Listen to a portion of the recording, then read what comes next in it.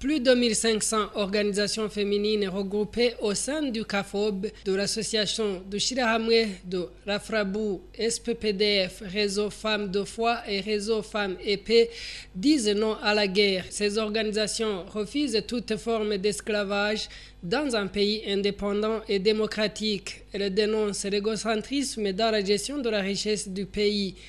C'est dans cette perspective que les femmes réunies au sein de ces associations demandent au président de la République du Burundi d'adresser un message de paix à la population et de s'exprimer surtout sur la question relative au massacre des 3 sœurs de la communauté Guido Maria Conforti de Kamenge.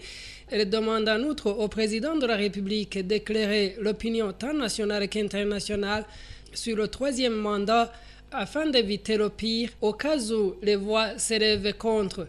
Toutes ces organisations s'alignent derrière la loi, cette dernière s'inspirant de la Constitution de la République du Burundi. Notre position est le respect de la loi et le respect de la Constitution.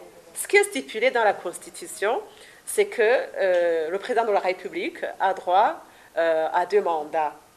Ça veut dire, s'il y a peut-être après une explication qui peut nous convaincre qu'il a droit à exercer un 3e mandat, peut-être, on ne sait pas, mais nous défendons ce qui est dans la Constitution. La Constitution prévoit 2 mandats présidentiels.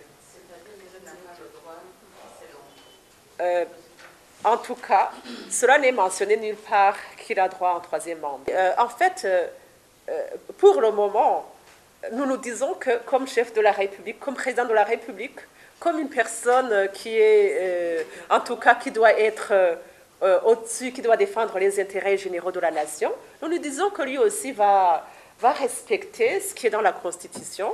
C'est encore tôt pour dire ce que nous allons faire, mais nous allons défendre ce qui est dans la loi.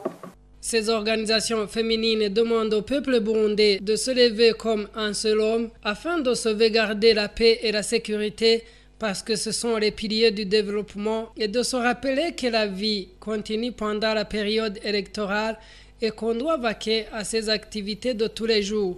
Enfin, à l'opinion internationale et aux amis du Burundi de soutenir les Burundais dans les projets de développement et dans le processus électoral inclusif pour tous les partenaires.